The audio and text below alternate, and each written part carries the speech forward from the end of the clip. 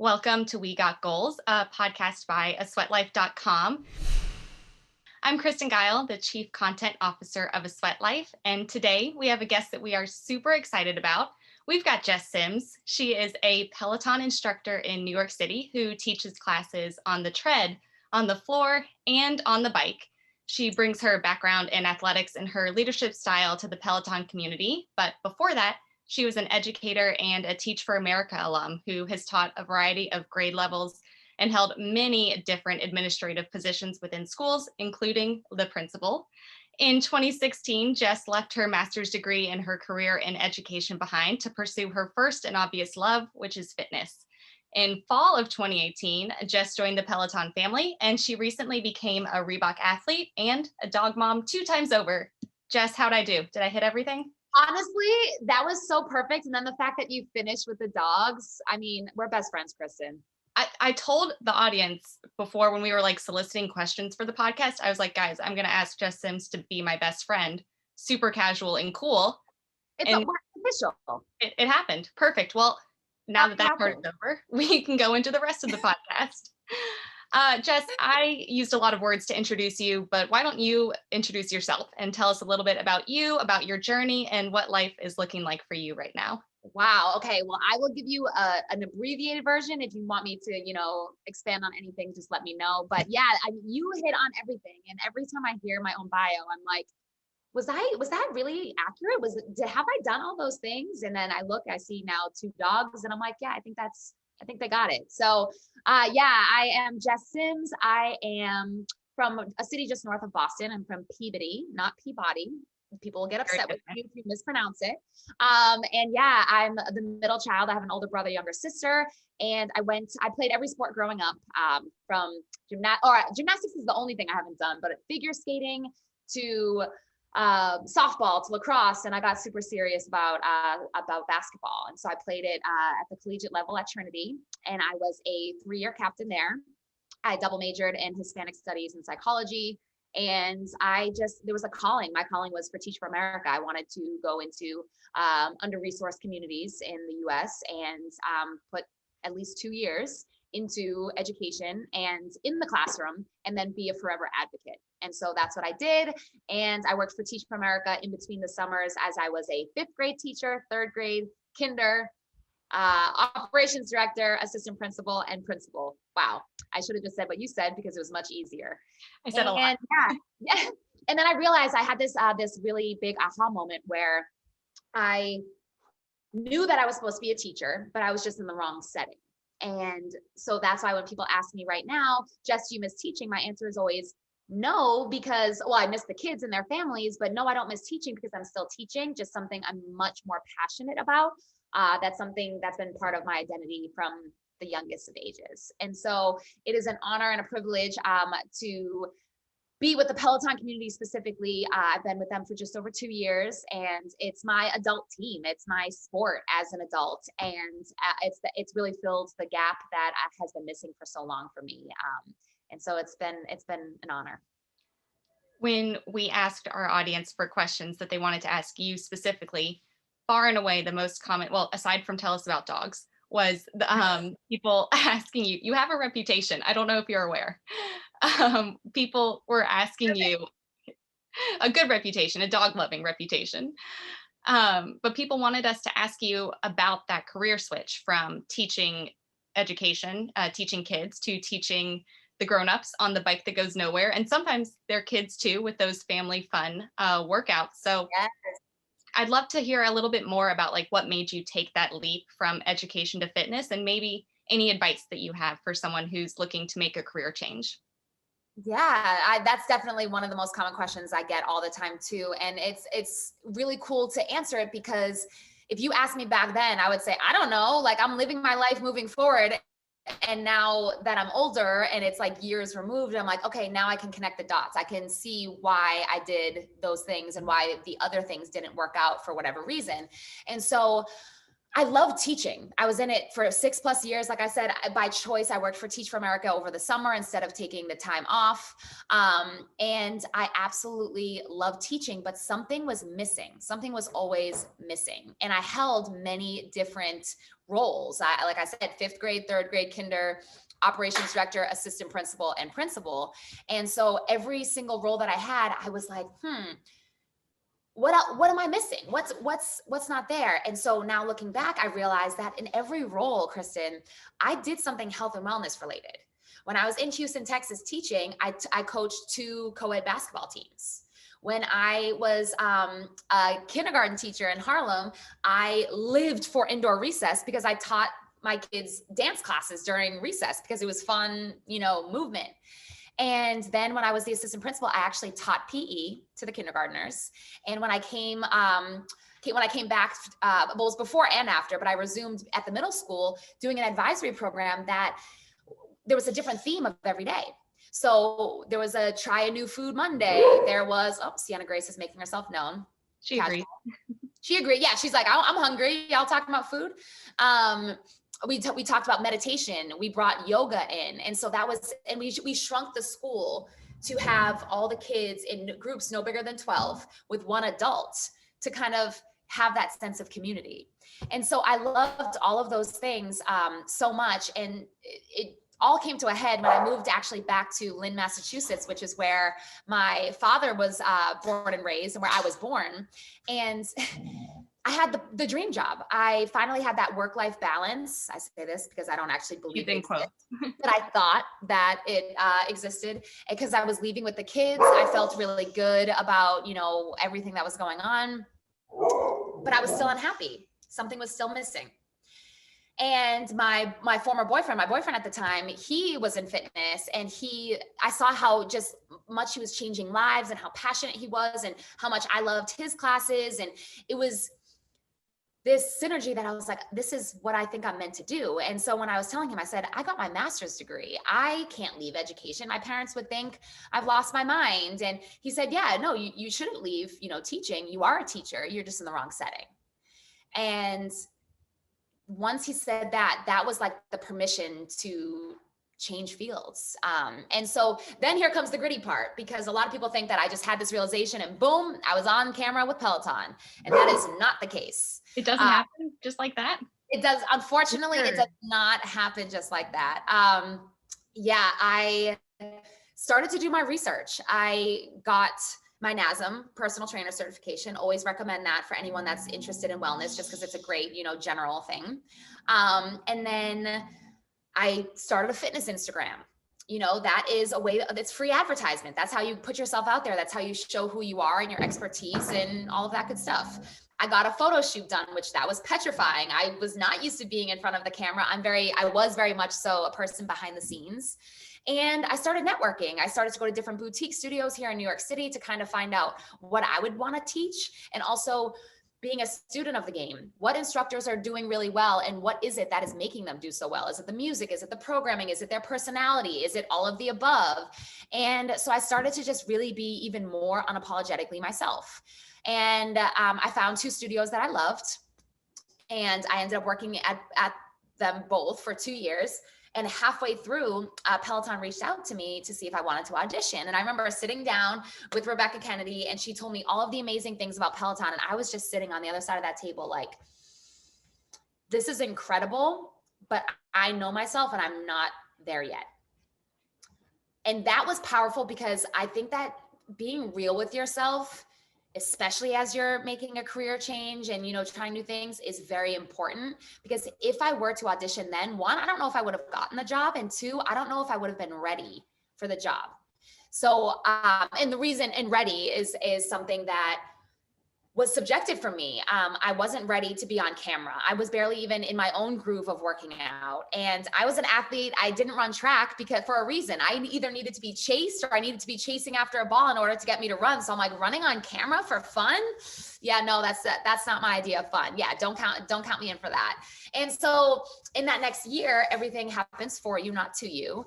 And in that next year, I started to, I got another gig where I got a little bit of on-camera experience. And I thought, 1, wow, I actually really like this. And 2, just like when I left the classroom, I was very nervous about, you know, because I loved impacting the 25 students. But it's when I got out of the classroom, I no longer just had 25 students. I had 25 teachers who each had 25 students. So leaving the boutique studios in New York City, yes, it's leaving those students in those classrooms, but then I get to zoom out and now we are global. So it's this gorgeous, you know, vision that I had realized with Peloton. And then a year later, I reached back out to them and I said, listen, I'm ready. And Rebecca's like, why are you ready now? And I said, listen, I told her exactly what I just said to you. And she was like, let's do this. So I auditioned and thank goodness I got the job and here I am. The rest is history in the making. Yes. I love the agency that you take in your own story and not letting the things happen to you and knowing yourself and knowing that you weren't quite ready at that moment, but really using that as an opportunity to take that next year to focus and like perfect your skills and hone your craft and all that. And then you had the power to reach out. That's so exciting. And I think that's something our listeners will connect with a lot. And I'm going to use that as a really sexy transition, as you might say. I love you. That's awesome. Transition into one of the questions that we ask everyone who comes on the podcast. And that is, tell us about a big goal you've had in the past. Why was it important to you? And how did you get there?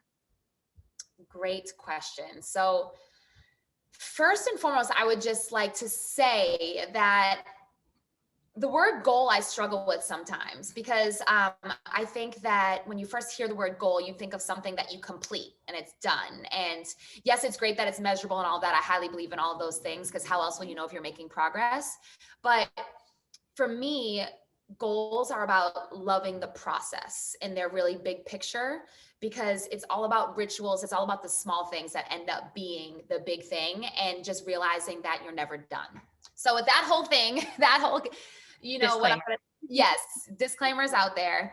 A goal that I have had for a while that again, I still haven't completed, but I'm doing so much better, you know, at this exact moment than I have before is prioritizing myself. Self-care. I think that it's something that I used to think was my superpower of always putting others ahead of myself. I used to think that I was so cool for that. I'm like, oh yeah, you know, I love, you know, sacrificing my own health and well-being for other people. And I don't find that sexy anymore. I don't at all. I think it's immature of myself to do that. And so my girl Chelsea at Peloton, who teaches yoga and meditation, who has become one of my best friends, she says, drink as you pour. And specifically at Peloton, and even before Peloton, I'm constantly pouring my physical body, my emotional, my spiritual, my mental, everything. I'm constantly pouring out. So it's so important in order to keep pouring, in order to keep having something to pour, I need to drink. And so for me, that looks different on any given day. Sometimes it looks like a Epsom salt bath, and another day it looks like cuddling on the couch with my dogs and staring at the ceiling.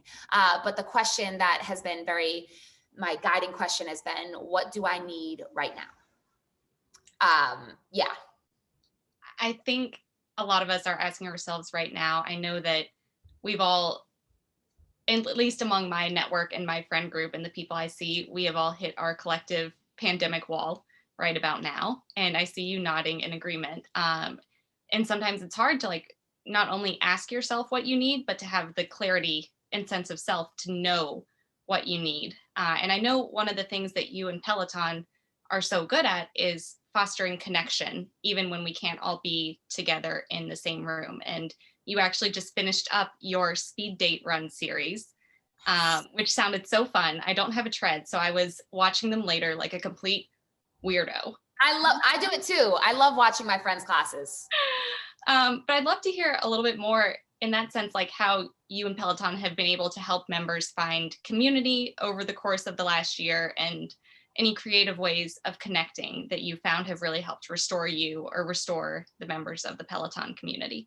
Yeah, I mean, so you just hit the nail on the head. The Peloton community is the foundation of Peloton. And what makes it so unique and so special is the bonds that our members make with each other. And one of my favorite things is teaching the live class pre-pandemic and having, especially like my Saturday 60, it's the weekend. There are people from all over the country, all over the world that come in to not only meet me, but also they plan these little mini homecomings where they come in with a bunch of their friends, book out the whole studio, and they go to brunch after, they take the photos. That has been so awesome. And obviously something that's missing. And so the impetus behind the speed date run and speed date series is, how do we create that connection inside and outside the classroom? And of course, with February being Valentine's Day, that was also a little fun play on that. And also the fact that I love doing the would you rathers and coming up with fun icebreakers. And so we want members, sure, romantically, if that is a fit, great, but you don't have to be unattached to want to connect. There are so many people that have met their new BFFs based off of, Black Girl Magic or the You Get To crew or Love Squad or Tune Days Track. There's just our members find a common ground, whether it's an instructor, whether it's an occupation, whether it's a love of dogs. Love of dogs. And they connect from that. And then not only is the connection so amazing, but then that connection keeps them working out. And if you work out consistently, you're going to be a happier, healthier person. So it's just this beautiful cycle of things, How would you say you've worked to find connection over the last year at a time when you haven't been able to see probably many of your family, friends, or even fellow instructors in person? Yeah, so for me, this past year has honestly been about reconnection. I've had a very busy 5 years since I left. So just over 4 years since I left, education. I worked 7 days a week. I worked every morning, every night, except for one morning, one night. And it was full of sacrifices. And so my friends from college that are getting married or having kids, and a lot of them I could just pick up the phone and, pick up where we left off. But to have the reconnection has been really powerful for me, because I've been able to FaceTime with my best friend from school and, meet her baby via FaceTime that I never would have had the opportunity to otherwise, because I would have been too busy. And the other huge reconnection has been with my teammates from when I played basketball in college. We got together on Zoom and I haven't seen them in years. And so that has been such a cool reconnection that I wouldn't have had time otherwise to, or wouldn't have had the space to even say, I actually really miss my teammates because I'm so go, go, go. So for me, it's been a lot of reconnection. And my little sister, she's a grown woman now, she's engaged, and getting to, chat with her, and my sister-in-law and my brother. It's been a great time to reconnect with family and friends. And then with the members, it's been beautiful with things like the speed date series, because there's the game show after the run where I get to talk to 3 members and get to know them more. And I'm like, this is so cool, because I'm not in a place, we all aren't really in a place right now to be meeting new people. So I get to meet new people via FaceTime on Instagram. So using social media has also been a great means of staying connected. I think you were meant to be a game show host in another career, another parallel life. I could see it for you. I'm just saying.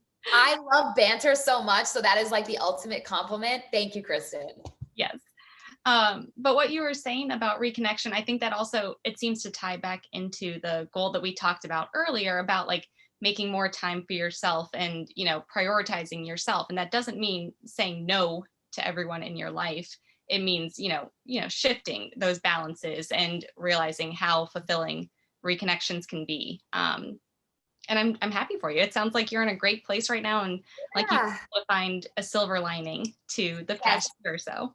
Yeah, I think something that I've been really, one of the mantras on my wall is amplify the positive. And I love that phrase because it doesn't completely discredit the fact that there are negative things happening in the world, but choosing to see the positive and just put it above the negative. So yeah, that's definitely something I've been trying to do in the past year. And yeah, it's a work in progress. It's something that, some days I'm better at than others, but it's something I'm always striving towards. On that note, what other kinds of lessons are you taking with you from 2020 into 2021 and beyond? I think, yeah, I'm not a big New Year's person. So when people said like, "Oh, it's New Year, new me," or new, I'm just like, "Oh, y'all, stop it!" Like it's just January. It's cyclical. Like we're not. So choose any day. Choose. Yeah. Yeah. But definitely something that I've talked to my friends quite a bit about is taking off the lesson of taking off the pressure of timelines. Mm-hmm. I think that from an early age, we are told to do certain things, not do certain things, do it this at a certain time, or you shouldn't change your career at this. Sienna Grace. Sienna. Oh Do I need to ship you a doggy microphone to invite her officially? Pretty much. Yeah. What happens when we're at home? Shiloh just needs to go upstairs and then Sienna will follow and she'll be out of here. But yeah, no. So as I was so rudely interrupted by Sienna. Timelines. The timeline. Thank you so much. I like to say, stop shoulding on yourself, because shoulds are things that have been imposed on us as kids by our parents, not in a negative way, but just, what our parents are, what our siblings, what the media tells us, what we should and shouldn't do. And even thinking about generational differences, our parents, or I can speak about my parents specifically, my father grew up in a generation where you choose one career and you stick with it no matter what.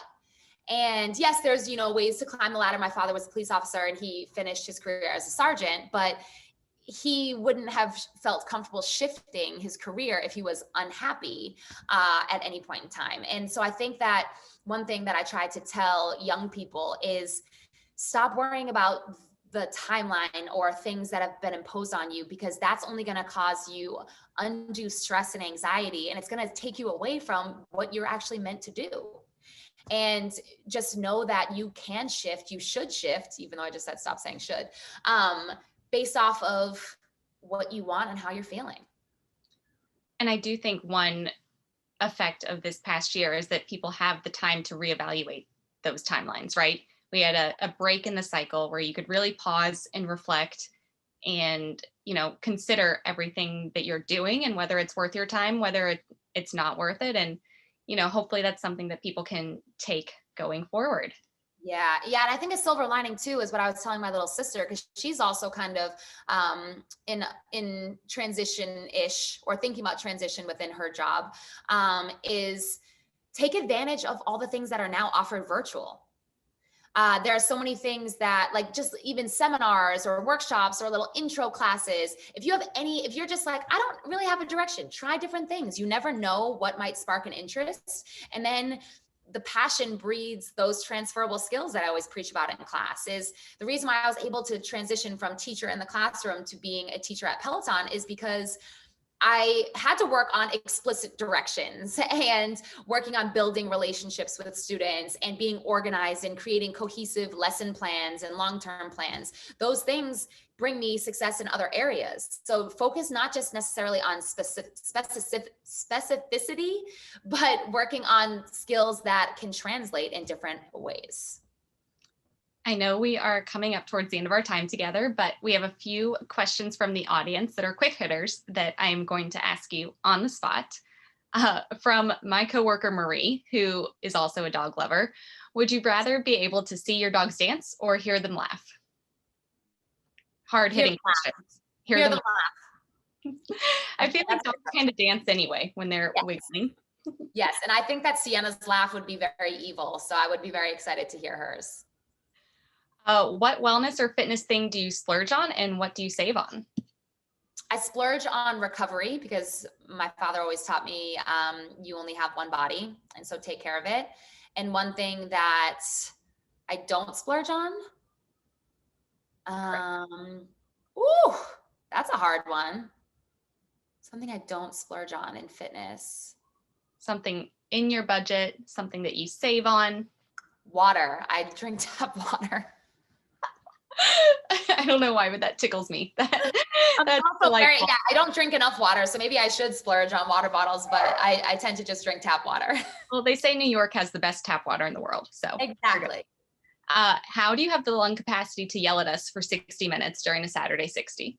Adrenaline, and because I love y'all so much. That's how, because I get so much motivation from members by seeing them show up week after week. Like I'll see someone and I'm like, damn, that's like the 17th Saturday 60 that I see them on. I'm like, let's go. And then it translates onto camera. All right. And before we close out, you've got 30 seconds to tell us anything you want about Sienna Grace and Shiloh without interruption. Go. Thank goodness they just left the room because I'm going to talk badly about them. No, Shiloh is such a good, sweet little boy. And he's like really starting to come into his own, which is so adorable because he just started walking on a leash outside yesterday. So he's like fresh. He just came out of the womb. And Sienna Grace, she will play hard to get, but I see her out of the corner of my eye. She'll go and get her toy and then run over and put it right in front of Shiloh's mouth and be fine. And then he bites at it. And then she starts growling. I'm like, you did that on purpose. You're a naughty girl, Sienna Grace. And so it's really cute seeing their dynamic together. Well, I've loved watching them live together for like 2 days now. And I look forward to many more Sienna Grace and Shiloh Instagrams in the future. Jess Sims, thank you so much for being on the podcast. Where can we find you? Where can we take your classes? Give us your own personal plug for yourself. You're amazing, Kristen. You can follow me on Instagram at JSimsFit, also on Twitter, JSimsFit, and Facebook, I'm Jess Sims Peloton. And you can see me on the streets walking these two animals. And then of course you can take my Peloton classes, One Peloton, and I teach a lot of them. So whether it's you got 5 minutes, I got stretches for that. Whether you've got 60 minutes, I have boot camps for that. I got you covered. Awesome. Well, thank you so much, Jess. And this was another episode of We Got Goals, and a sweatlife.com production. Another thing that is better with friends. Thank you to Jess for being here. Thanks to Ryan Deppett for editing our audio, and Ryan Barriuga for creating the video version of the podcast. And thank you to you, our listener, for being a part of our community.